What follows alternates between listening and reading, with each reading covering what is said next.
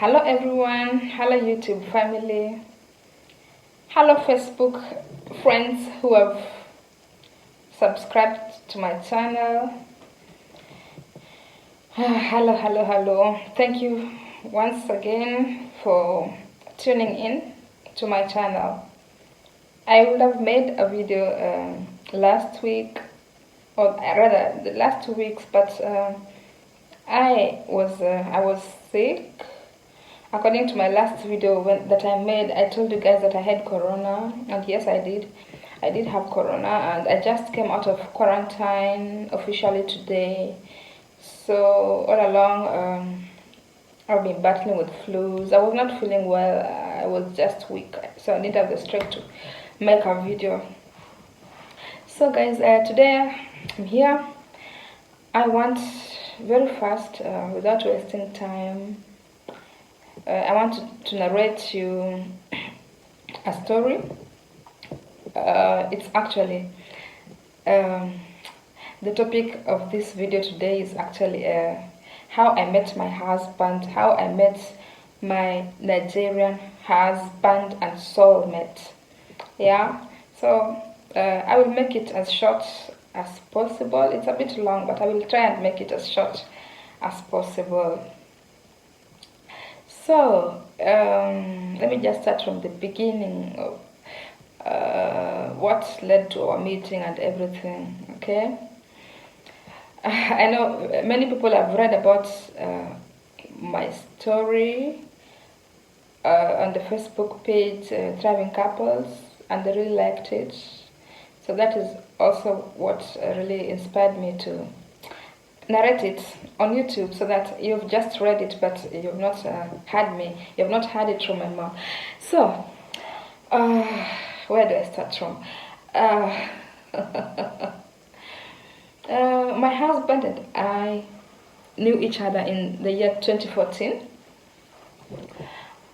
We met in 2014, and we met at a time in my life. I was going through a lot actually that time. I was going through a lot in life at that time. I was just lonely. Let me just say, I was lonely at that time. I didn't have anyone. I didn't have a boyfriend. I was just alone. And that was after I had prayed for so long to just have for God to just give me a husband, because it reaches a time in your life as a woman or as a man, no matter how much you have achieved in life, no matter what your success is, it doesn't matter what you have achieved, what you have so far, it really doesn't matter. It reaches a time in your life when something is missing. All that you have, all that you've achieved doesn't count. It reaches a time in your life when you're really lonely. Yeah, when you really need someone by your side. So that was after I've tried dating. Nothing was working out, and I was just meeting the wrong people every time. Yeah, I was just meeting the wrong people. I tried everything and nothing was working out. Yeah, guys, it was bad. It was really bad. And time is also running. Age is not on my side anymore. You know, when we were growing up, when I was around 19 years, I had my life all planned. I had planned when I want to get my children. I have planned when I want to that I want to settle down, get married and settle down and finish with childbirth before I turn 30. But that was never the case. Yeah, unfortunately, life turns out differently, as we have very different from how we have planned it. Yeah, You plan like this, but life shows you the other side.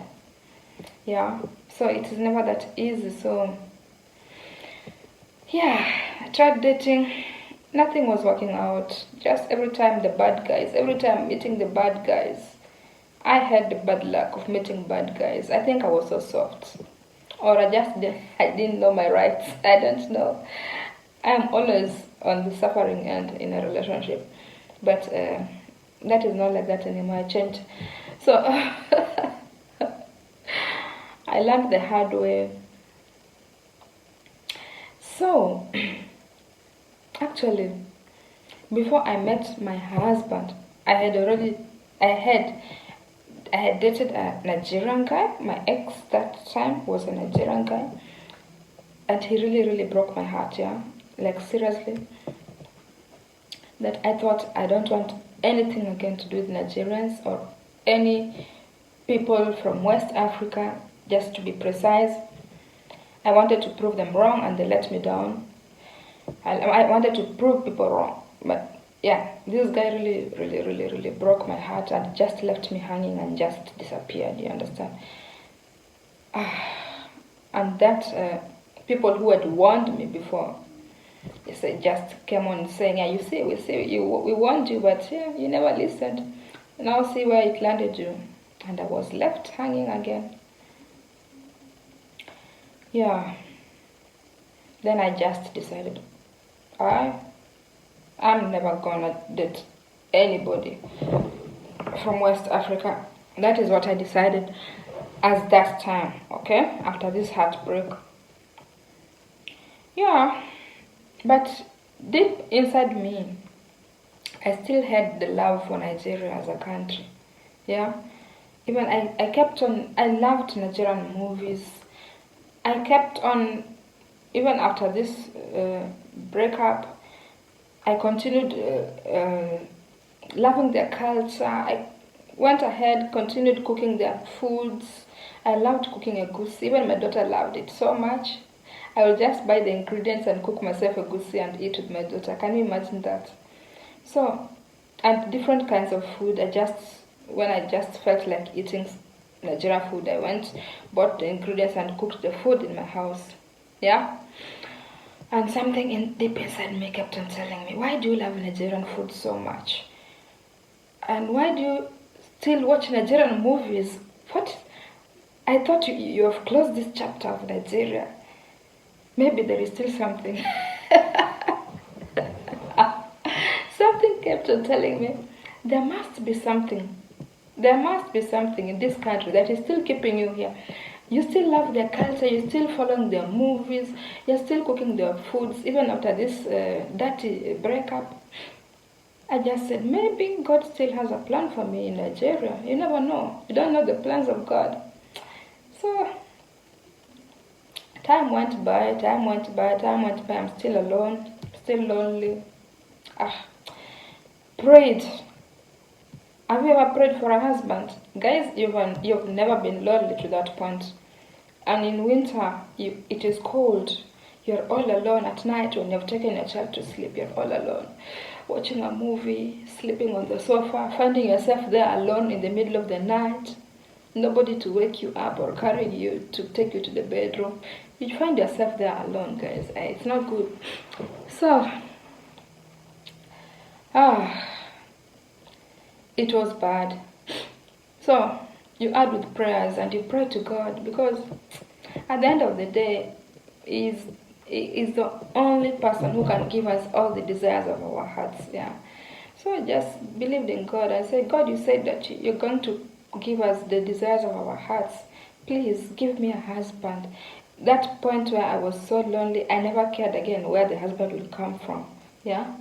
So at this point, I just told God, I want a husband from. I just want a good man. I don't care where he comes from. I did not tell God where I want the husband to come from. I just told God, God, I need a husband. I need a partner. I need a God-fearing partner, God. I need someone who knows you. I need a man who can pray. Yeah? That is what I told God. I need a man who can join hands with me and pray when you have a problem. I need a man who knows you, who is after your heart. I just need a good man. I'm tired of dating the wrong people. Yeah, I've wasted my time with so many wrong people, and I am just tired. I prayed, I fasted, I tried all kind of prayers, guys. There, there's a time even I said, let me change, maybe let me change to a Catholic. So there's a girl who told me there are some prayers called novenas. I don't really know what novenas are anyway. So she introduced me to one Facebook group, novena group. So there I started to follow some prayers that you pray in the morning, pray like every time or every hour. You narrate the Lord's Prayer or something like that, Hail Mary. Even I've forgotten all those things. I'm not a Catholic, but that time the desperation pushed me. I was pushed. Yeah, I was pushed to be a Catholic that time. Yeah, I learned within a short time. I learned all their prayers, learned everything. I went to Amazon, bought myself a rosary. I was narrating rosary. Hail Mary, blah, blah, blah, blah, blah. I've forgotten everything. I prayed rosary, guys. Yeah? I prayed novenas. Yeah? I prayed unending novenas. Nothing was happening year in, year out. Nothing is happening. So it came a point I said, you know what? I can stay alone. I'm tired. I have everything. I have my child. I have a child. Now that is the point. You sit down and say, oh God, thank you for this child that I got. At that time when I was getting my child out of marriage, it was just a big disaster, you know. You know, with African culture and the way you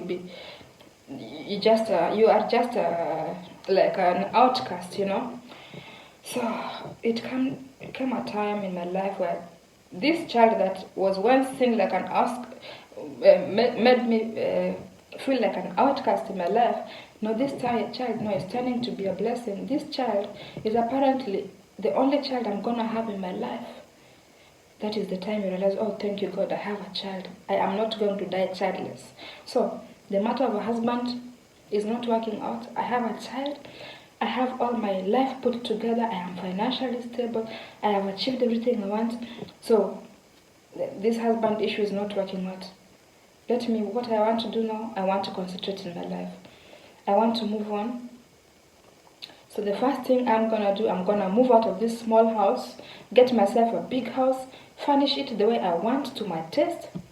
Because my initial plan was, I was not really in a hurry to move out of my small apartment that time. Yeah, I was still staying in my small apartment where I was staying as a student. You know, when you're a student here in Germany, you're just getting you're just getting a small like a small salary, you know. So it's not a full salary that can support you like that you can get yourself a big house. So in that my student house where I was staying with my daughter, I used to say, I'm not in a hurry to move out of this house. You know what? Let me just wait. Maybe I might be lucky and get a husband. Then me and my husband now will join hands and move into a bigger house. You understand? Or I can also be in a hurry to move in a bigger house, buy this, buy everything new. Then I get a husband, yeah? When I get a husband, then the husband doesn't like the things that I've bought or the things that I have. Now we have to dispose them and buy new things again. So I said, that will just be disturbing myself. Let me just relax in this my small apartment.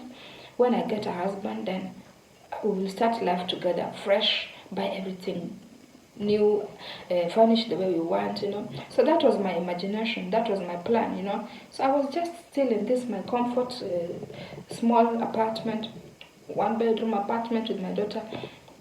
I was not in a hurry to move.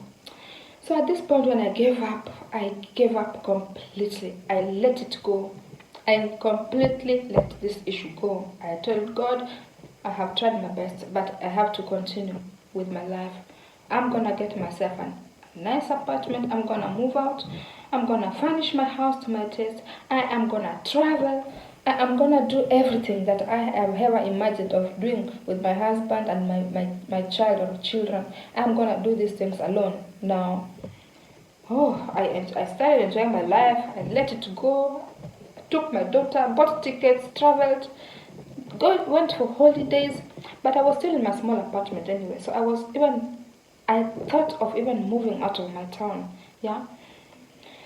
So after I finished school, I decided, you know what? I'm going to move out of this house, out of this town. I am leaving Ludenshire for good. I am done with Ludenshire because this Ludenshire, I don't have luck in this town. Yeah. Let me move to another town. Let me change locations. Maybe I might be lucky in the next place. So even when I applied for several jobs, out of 10 jobs that I applied 9 jobs in a different city. That is where my younger sister used to stay. I applied jobs there, and it's only one place that I applied in my town. Yeah. So when the replies came back, this one place in my town are the only people who took me and who accepted to take me. And the ones in the other place where my sister used to stay, they didn't have a chance for me. They told me to wait. So I said, maybe this is a sign. Maybe God just wants me to stay in this town. Maybe God still has better plans for me in this Ludenshire. Yeah. I said, okay, let me just take the job I got in Ludenshire and stay. Maybe God has better plans for me in this town. Why out of 9 jobs, only one, I got only one out of 10. Yeah, 9 jobs out of Ludenshire. Everybody, all of them said no, we don't have chance for you at the moment. We don't have capacity. We don't need workers at the moment. And only this one place that I applied in Ludenshire are the only people who took me. So I took it as a sign that God really still wants me to stay in this town. Maybe He has better plans for me. So I took the job. I continued. I stayed in Ludenshire. So I let the matter of husband go. I lived my life. I traveled. I did the things that I never did, that I always wanted to do. Yeah, when I get a husband, yeah, I let it go. I did everything. So now one day, my daughter has gone. It was on a weekend, on a Saturday, and I was free. I was not working that weekend. So my daughter went to my sister. They went to holiday with my sister, and I was left alone at home. I was only with one girl I used to that came to stay with me at that time. The girl was just stranded in my town. She just found a job in my town and didn't have a place to stay. So I took her in. Before she found a place of her own. So I was just left at home with that girl. So I'm just in my room chilling. I'm just bored. It is Saturday morning. The time is just running. I don't even know what to do. I'm just so bored. And then I got so sad. I just started asking myself questions like, what is just happening with my life? Things are not working out. Like in this matter of relationship now, no matter how much I let it go, I never used to be happy like that. I was lonely, guys. I was so lonely, yeah. Everybody has a partner. I'm just alone, yeah. Then I said, what, guys, I said, let me just prepare myself and go to leave this house.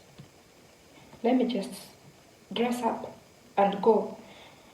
Let me go to Dortmund. Okay, Dortmund is the next biggest town near where we are staying. It is the next biggest town here.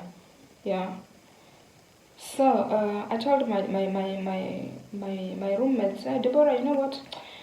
I'm not going to stay here again. I'm going to dress up and go. Even her, she was leaving anyway. So at the end of the day, I would have been left at home alone. Yeah. So Deborah was also going away. So I said, Debbie, you know what? You're going. Let me also join you guys. You drop me at the train station. Yeah. Because the boyfriend came to pick her. You guys dropped me at the train station. I have to catch the train at 12. I remember it was 12 p.m. 12 p.m. Okay, now exactly. So I prepared myself so fast and I called my friend in Dortmund. I told her, you know what, I'm so bored at home. I really need to come out of this house just to freshen my mind. Let me just come over. So she said, okay, no problem, come over. So they dropped me at the train station, and I was lucky. I was able to catch the train since that was just a last minute decision. So, but luckily I was able to catch this 12 p.m. train to Dortmund. Yeah. So I have entered the train, but that day I was looking so good. I don't know. I really don't know, guys. It is so funny. And I am not someone, and I don't put on makeup like that, you know. I don't really. It's very rare to find me with makeup. Yeah. That day, I put on makeup. I dressed so well. I really dressed well, and yeah, got in the train and sat alone at the window. I sat at the window alone, and on the chair opposite me there was nobody sitting there. So I was in the whole place, like 4 chairs, where they have 4 chairs, 2 chairs facing each other like this. Yeah. So I was just alone there, looking outside the window. So the train left Ludeshed and the train was moving. So when the train reached somewhere, 2 stations, I think 2 stations after Ludenscheid, all along, from the time we left Ludenscheid, I never looked at the door or looked at the other passengers, or even tried to look which people are traveling here. I was not bothered to look around. Who are these people? I was all along looking at the window. My mind was so far away with so many questions. You understand? So, guys, then the train left that station, and after some time, like 5 minutes later, when the train left this station, the second station after Dudenstadt, I turned like this and see someone seated exactly opposite me, and this person is just looking at me like this. And then when I turned, then immediately I turned like this. Our eyes met, and he said, hello, and I answered back, hello. Then I look back again, at him, and he smiles back at me and asks me in a very low tone, how are you? What's your name? Then I told him my name. Then we kept quiet for some time. Then he started to ask me, where do you come from? Then it was very, very friendly actually, with a very calm tone. And I told him, you know what, you can guess, just guess where I come from. So I let him to guess. So he guessed that I am from Uganda. He guessed, yeah, I think you're from Uganda. I told him, no, I'm from Kenya. So he was like, Kenya, I like Kenya, blah, blah, blah, blah, blah. Yeah, so then I asked him. Then now he was starting to get interesting. So normally I don't rush to ask people, what is your name, where do you come from, if I don't have interest in you, if I don't find you interesting. So now we started to get along, we were talking. Then I asked him, and where do you come from? Then he tells me, I come from Nigeria. Boom. And then I just felt like, oh no. Nigeria. I just laughed. And then he was like, why are you laughing? What is the problem? I just laughed. I said, no, shit. I just remember I just said, shit. That's the first thing I said. When he told me I come from Nigeria, I just said, oh shit. Then he started to laugh. He found it funny, you know. Then I told him, you know what? My father warned me when I was coming to Europe. The first thing my father warned me is, if you see a Nigerian man, run. If a Nigerian man stops you, run for your life. Run. Don't talk. Don't have any business to do with Nigerians. That is the only thing my father told me. I swear with my life. The only thing my father ever told me when I was coming to Europe. Yeah. Stay away from Nigerians. He never warned me against any other thing. Though there are so many bad things here, but that is the only thing he told me. So, and it was on my mind. Then I told him that. And he found it so funny. He was finding everything just funny, and we just laughed about it. Then we continued talking, and the conversation was getting more and more and more and more interesting. He was so charming. It was just comfortable to talk to him, and we talked and laughed like we have known each other for so many years. Like I just met my lost brother. You understand? And we were just talking about general things, not issues of love or whatever. No, just general things.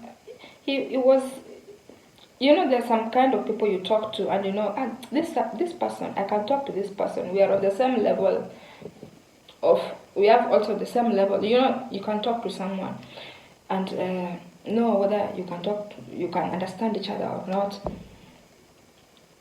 And also his intellectual level, yeah, is, when I talk to him I say, this guy, yeah, he sounds educated. He talks like an educated person.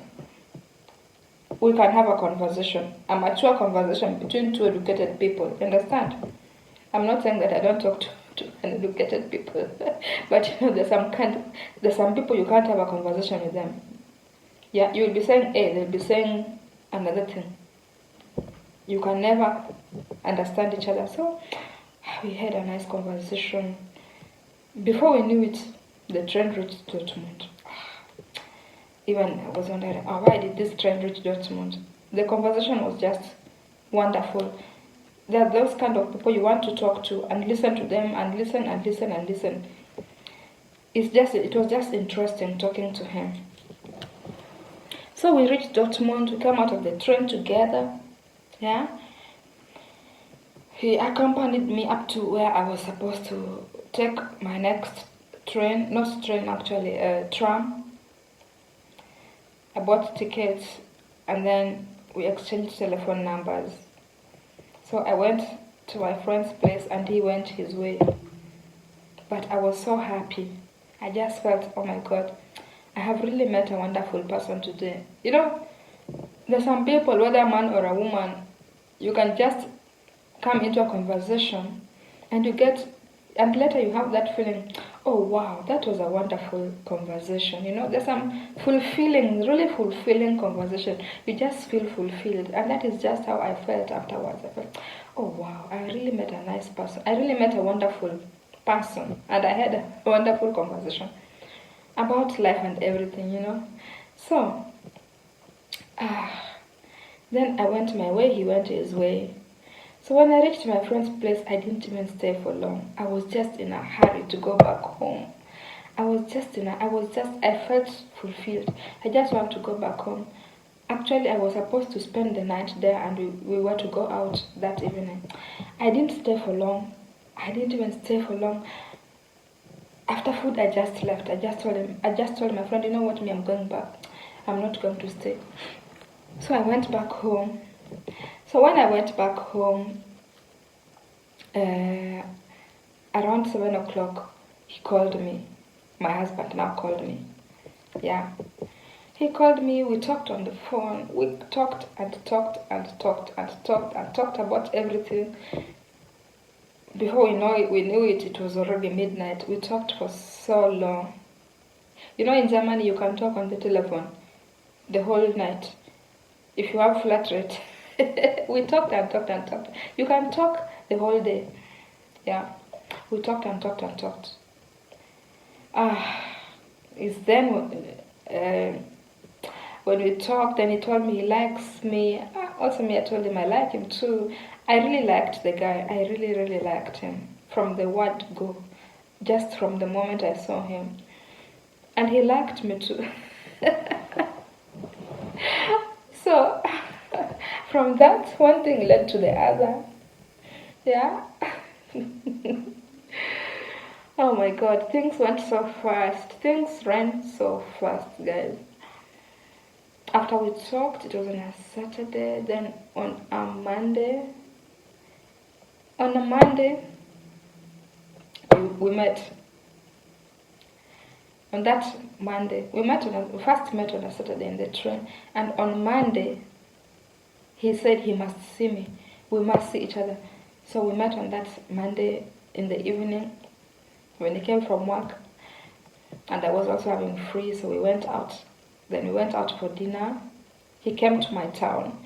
I told him I don't want to go far away in another town or go and meet you in another place because I don't want to go far away from my town because of my child. So he agreed. He came from his town, came to my town. I chose a nice place. I chose a nice restaurant in my town. We went there and had dinner. And that is how our first date started. And that is how we started to date. And that was actually our first date.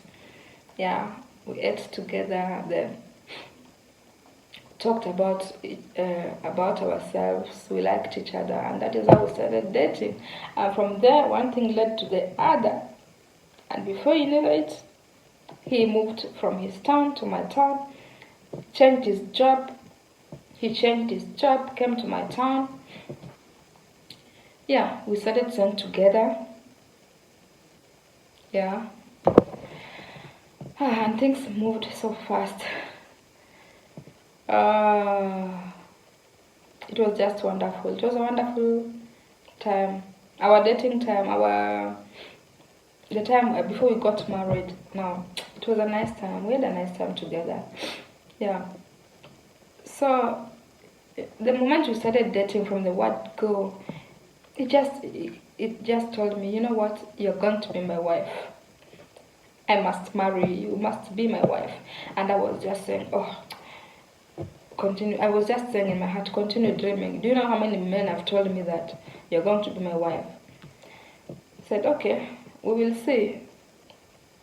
Because, sometimes you have suffered so much that when the blessing finally comes, you don't even accept it. You just push it. You're pushing it away.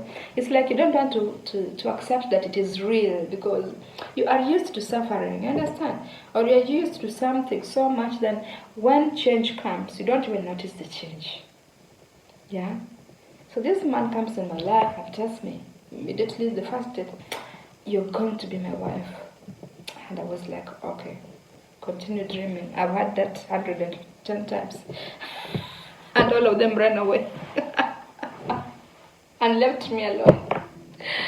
Oh, God. Yeah, so we started staying together. We stayed together 2015. We met 2014, 2015, 2016, then 2017 now. We got married. Yeah. Did our wedding at a court wedding here in Germany. Yeah, Standesamt wedding.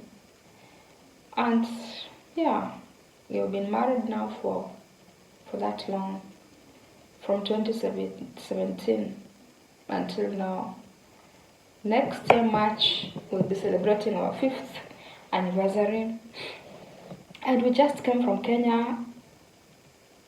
We just came from Kenya how many weeks ago? On October 10th, we did our traditional marriage, or in Luo, Nyombo, or Kikuyu, Rurasho, or whatever. It's called traditional marriage, where he went to see my parents for the first time. Yeah. Yeah. and it happened so well. Everything happened as planned, Yeah, actually, we wanted to go to Kenya since, yeah, but one thing, there was always something happening, yeah. Every time we wanted to go to Kenya, something came up, yeah. Yeah, so we kept on pushing our journey, kept on pushing our journey. Then I was pregnant, then I gave birth. 2018, the baby is still too small, we can't travel with the baby. Yeah, something came up again, then we can't travel again. Yeah, 2019 we were saving to buy a house. That is why we cancelled our marriage plans 2019. We were supposed to go 2019. We cancelled, the bank told us they want this and this and this amount of money. So we started to save. No journeys, no holidays, no nothing, no pleasures, no going out, saving. We are buying a house, we must buy this house. So, when you're committed to do something, yeah, you sacrifice a lot. So we sacrificed that time. Yeah. So 2020, last year, we bought our house, finally. Yeah. Then we had planned to travel now, 2020, in October, to do our traditional wedding. That was before Corona. Before people knew that Corona will hit the world. It was just in China. It has not spread out of China. Boom, Corona, everything closed. Then you don't even know what is going to happen. So we have to cancel our tickets, we cancelled everything. We are not traveling because we don't know what is going to happen as from March, between March and October. We have to cancel our journey. We have to cancel our tickets. We have bought tickets already. We cancelled everything. So we said, okay, you know what? We are going to travel when we know how this Corona is taking the world, when we see how things are going to be. Yeah. So, we have been happily married for that long. It's not long actually. It's only 4 years. I'm saying that long. It's like I've been married for 20 years. Yeah, but we have been, we have had a wonderful marriage up to now. Yeah. Yeah, so you guys, I just wanted to encourage one or two people out there who are in the same situation that I was some years back. Young girl or young man watching me right now. Yeah, what I want to tell you, you never know who you're going to marry. You can plan it how you want, but it might not be the person you've planned. Yeah, you never know the plans. You don't know the plans of God for you. You don't know which plans God has for you. You can say, I cannot marry a girl from this and this and this tribe. I cannot marry a man from this and this and this tribe. And then things happen. That is the person you end up marrying, because that is what God has planned for you. You understand? So what I want to say is, it doesn't matter where your husband or your wife is coming from, whether he's coming from Nigeria or Cameroon or Uganda or from Kenya or wherever. That is what God has planned for you. You can search and search and search and search. You can even marry another person, but that marriage cannot work if God didn't plan it to work. Yeah? Just what I want to say is just let God do His way. Let Him just take control and guide you where He wants to, take you where He wants to take you to. Yeah? As long as you have a good husband, as long as you have a good wife, you have a good partner, it doesn't matter where he comes from. Yeah? He is good. He is according to what you expect in a partner. You know, there are the basic expectations that you expect in a partner, in a relationship. As long as those basic requirements that you have set for yourself are there, not all the requirements will be there. Sometimes, some of them you will have to be tolerant on both sides. There is what in every relationship, there's tolerance. If there's no tolerance, then a relationship or a marriage cannot work, because none of us is perfect. I am not perfect. My husband is not perfect. There are some things that he has to accept from me that he just took them that way. Just not. Irene is like that. I can't change her. This thing is like this. I cannot change her. And also, there's some things about him that I just accepted and embraced because I can't change them. And that is how we have been living, and that is how people live, because you cannot get the 100% perfect person according to that picture that you have in your head. Just live in tolerance, just understand each other. Yeah. So that is all that matters, understanding each other, communication, loving each other. Yeah. Yes, for the first time I've been in such a nice relationship that this person is not breaking your heart. This person is not hurting you. He's just there for you. He's loving, he's caring, he's everything. He is even more than what you asked God for. Me, I just asked God for a man who loves him. And I didn't ask God to give me a man from a certain place or a certain place or a certain place. Yeah, and my husband is just all that. He is a God-loving person. He loves Christ. Yeah, he is just loving. He is just he's a wonderful man. He's a wonderful friend. In good times and in bad times, he's always there. And he has stood with me in very, very difficult times in my life. Yeah. Even before we got married, I went through some difficult situations that I knew that time if the man was not true, he would have run away. Yeah. But he was there for me. And those are kind of things that I just love about him. He has stood with me through messy times that I never knew another man would not have withstood that. They would have gone away. But he was just there, he just stood by me. And those are just the small things that holds you to someone, that makes you just like someone or just love someone, no matter where he comes from. The place where the person comes from doesn't matter at all. It doesn't play any role, guys. If you find a man that loves you, if you find a woman that loves you, love that person back. Do not look don't look where that person is coming from. Yeah? Don't look at where the person is coming from. If you find a nice person who likes you, who cares for you, who is ready to stay with you, embrace that person. You understand? You cannot stereotype everybody and say everybody from Nigeria is bad, everybody from here is bad, everybody from here is bad. There are also some good people. There are bad people and there are good people. Not everybody can be bad, no. So just give it a try. Just give it a try. And if it is God's plan that you are with someone, it doesn't matter. Then the person will be there. If it is not God's plan, then it will not even last. Yeah? One thing I know is what God has not ordained cannot withstand.